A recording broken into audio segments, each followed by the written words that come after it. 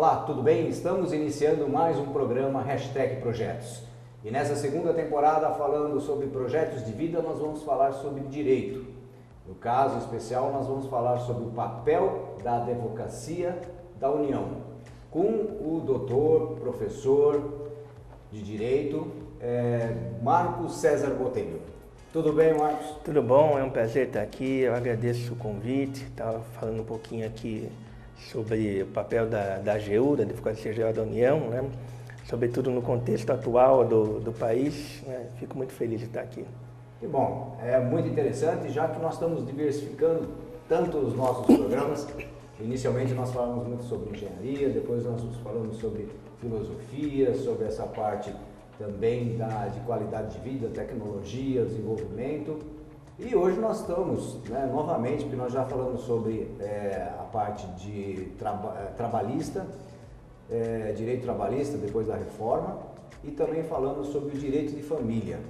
E hoje, então, nós vamos falar sobre esse lado interessante, porque ele vai falar um pouco sobre dinheiro, de corrupção, sobre esse controle em cima também, do poder público que lida com o dinheiro do povo, e também falar com os nossos, vamos dizer, estudantes interessados ao ingresso de uma escola, de uma faculdade de direito, e assim também como os próprios alunos que já estão fazendo direito, qual será o futuro do direito com a tecnologia entrando aí nas nossas vidas. Marcos, doutor Marcos, fale um pouco, sim, então, da sua história, para as pessoas te conhecerem um pouquinho, saber o teu caminho para chegar nessa posição que você está hoje. Bom, sou nascido em Jaú, sou da terra, né?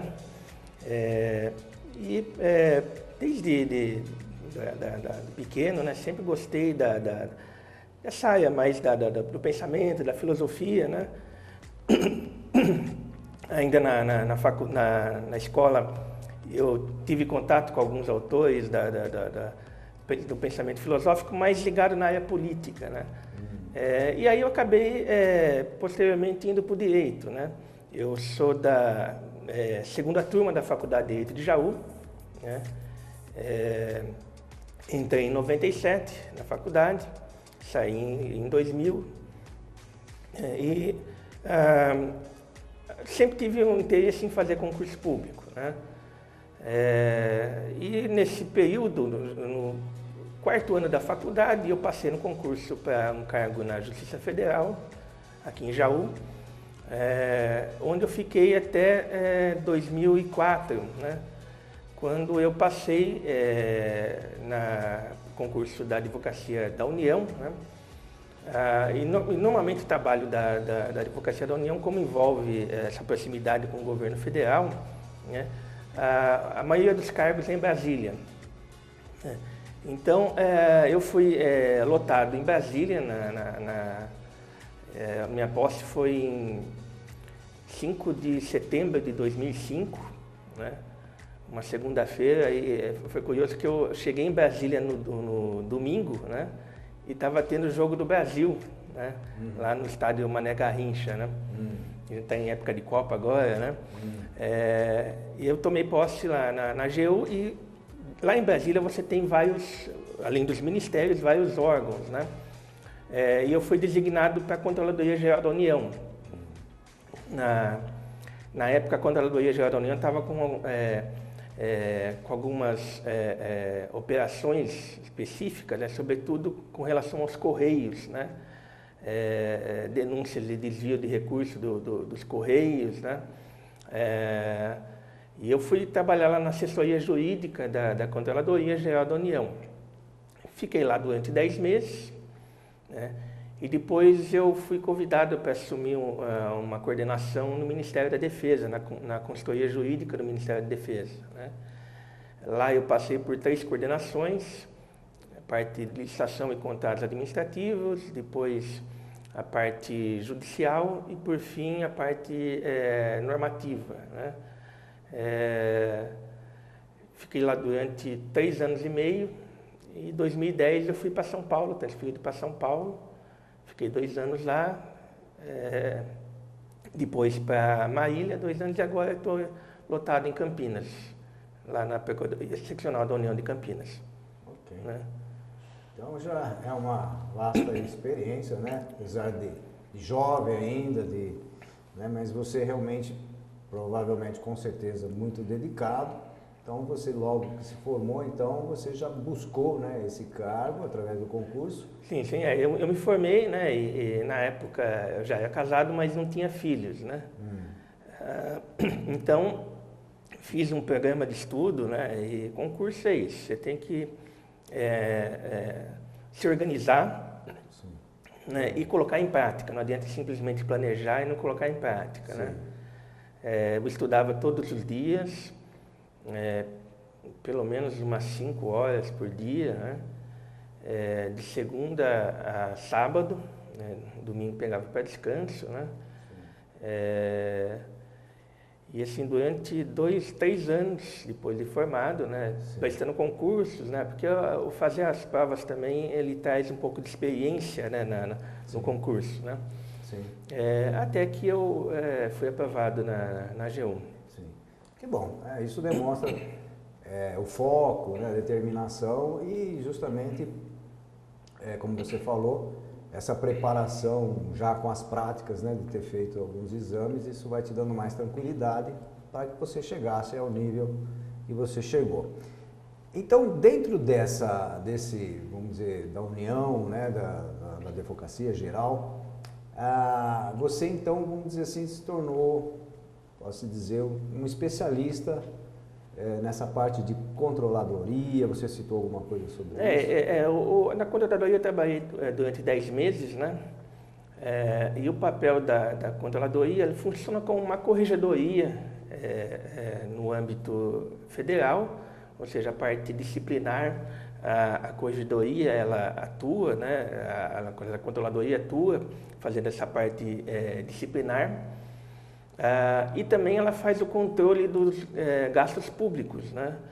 Quer dizer, a Controladoria faz essa fiscalização, e na época que eu entrei na Controladoria, em 2005, o ministro era o Waldir Pires, que inclusive faleceu a semana passada, né? E ele implementou o sistema de sorteios, né? Então, os municípios que recebiam recursos públicos federais, né? Havia um sorteio público dos municípios que seriam fiscalizados com relação à aplicação desses recursos, né? Sim. Então, isso é um projeto que estava sendo implementado, foi implementado na gestão do ministro Waldir Pires, né? E é inovador, porque você acaba dando maior transparência ao uso do recurso público, né? Quer dizer, nós somos cidadãos, nós somos contribuintes, né? E nós temos o dever e o direito de fiscalizar como os nossos recursos são aplicados, né? Afinal de contas, nós pagamos uma alta carga tributária, né? E sabido que nós não temos o retorno, né, do que nós pagamos, né? E isso muitas vezes decorre também pela falta da fiscalização. Então, a Controladoria, implementando isso, ela começa justamente a dar mais transparência à aplicação do dinheiro público, né? Isso, inclusive, também faz parte de acordos internacionais que o Brasil tem no combate à corrupção também, né? Então, desde aquela época, a Controladoria vem implementando essas formas de fiscalização. Há escritórios nas capitais, né? Porque você tem essa fiscalização que é feita nos municípios, mas eventualmente uma denúncia ou outra também pode ser apurada, né? Como nós temos agora a Controladoria participando das questões envolvendo a Operação Lava Jato, a própria questão do mensalão e outros problemas relacionados a desvio de recursos, né? Sim. Perfeito. Eu acho que realmente onde, infelizmente, né, o Brasil precisa, o ser humano, não sei, o brasileiro, né? Ele precisa ser controlado mesmo. Nós precisamos ter profissionais como vocês que sejam competentes no sentido de buscar que as coisas sejam feitas da melhor forma possível. Como você disse, é um país que tem, vamos dizer, muitos pagadores de impostos, mas que esses impostos, eles na verdade não são bem geridos, né, e retornados à população. Diante disso, eu também gostaria de dizer, você até foi humilde de não ter falado, no sentido que você fez o doutorado, mestrado, e teve alguma área específica que você foi antes ou depois do... O mestrado e o doutorado eu fiz depois de ter passado na AGU, né? Afinal de contas, ou você opta pelo concurso, estudar para o concurso, ou fazer o mestrado e doutorado, perfeito, né? Não é possível, né? Mesmo porque são focos diferentes, né? E o meu mestrado eu estava em Brasília, eu comecei em 2007, no IDP, que é o Instituto Brasileiro de Direito Público, né? Sou da primeira turma do mestrado, né? Uma turma muito boa, inclusive, né? E o mestrado durou 2 anos, né? Trabalhei um pouquinho a questão filosófica e constitucional, mais a questão democrática, né? A parte filosófica com um pensador alemão que chama Habermas, né? E como o pensamento dele pode ajudar no desenvolvimento da democracia, né? A minha dissertação foi publicada pela editora Saraiva em 2010, né? Foi inclusive indicada pela editora para concorrer ao Prêmio Jabuti na área jurídica, né? Posteriormente, quando eu acabei o mestrado em 2008, 2009 eu já ingressei no doutorado na IT em Bauru. Então eu estava em Brasília ainda durante 2 anos, eu viajava praticamente quase todo fim de semana de carro de Brasília até Bauru, né? E o doutorado meu, eu continuei a pesquisa que eu havia começado no mestrado, e eu concluí em 2011, né, o doutorado, né? Então desde 2011 eu tenho o título de doutor em Direito Constitucional, né? Assim como o meu mestrado também foi em Direito Constitucional. Ok. Que bom, e tudo isso com certeza ajudou, né, a você desenvolver o seu trabalho, e no sentido de que eu queria que você falasse um pouquinho mais sobre essa defesa, né, essa defesa do dinheiro público. A primeira coisa, acho que as pessoas têm que entender é o que é a AGU, né? A AGU, ela tem estado na mídia, né? Às vezes de uma forma não muito agradável às pessoas, né? Porque, de certo modo, a gente atua na defesa do governo, né? Mas, assim, é importante as pessoas entenderem o papel da AGU, porque a AGU, ela sempre atua em prol do Estado. Quer dizer, o papel da AGU não é a defesa de governo, de um determinado partido, né? Quando eu entrei em 2005, o presidente era o Lula, depois eu peguei a Dilma e agora é o Michel Temer. Quer dizer, eu não sou advogado do Lula, fui advogado da Dilma, também não sou advogado do Temer, sou advogado da união desse ente federativo, né? Do qual todos nós fazemos parte, né? Então, a AGU é um órgão de advocacia pública, né? Foi criada pela Constituição de 88, né? Então, embora a gente já tenha, esse ano, dia 5 de outubro, eu falei 30 anos da Constituição, né? O fato é que é um órgão novo, né? Se a gente pegar, por exemplo, o Ministério Público, a magistratura, que são órgãos centenários, né? É um órgão novo, né?